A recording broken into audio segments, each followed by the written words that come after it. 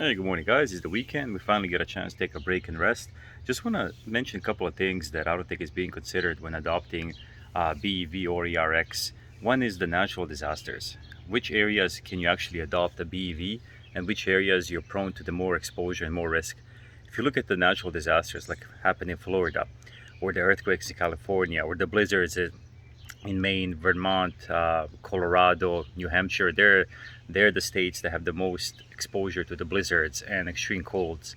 Those are the places that you really don't want to adopt a BEV. In case of a natural disaster, and they do happen more frequently now than ever, unfortunately, your logistical system is going to fail if you have to deploy the goods, the water, the food, anything to do with critical deployment using the infrastructure. You are going to be stuck as a logistical firm. You cannot.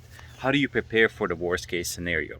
You can't, right? If you're in Florida and you're in a low flood lines or you're exposed to the flood lines, and a massive hurricane comes through, and we've seen what happens to when the hurricanes take a grip of the state, or earthquakes, they start shattering the electrical grid. How are you as a logistical company supposed to have a backup? Generators? No, that doesn't work, right? Same thing with the blizzards. So believe me, these logistical firms, they do think this through. We have 50 or 100 semis. What units can we deploy if we're moving into the green shift? Well, if we deploy a bunch of Nikolas or a bunch of Teslas, what are the risk factors we have to consider?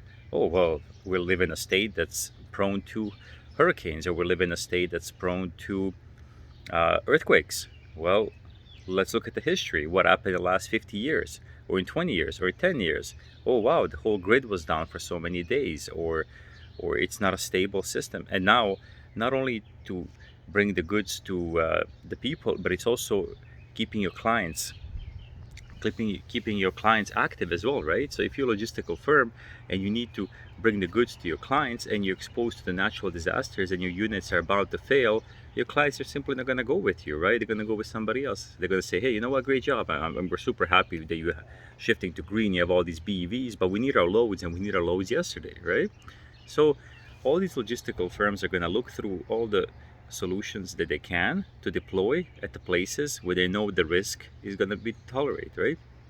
Now, if you go with an ERX, you're adopting a system that's really robust.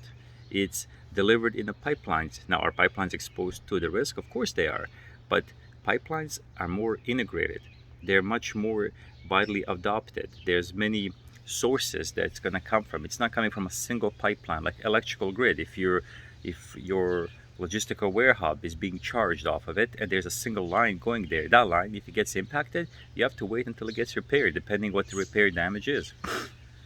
If you were to go with an ERX, oh well, that station, you know what, something is wrong, it's out of power, I'm going to go to the next station down the street, right?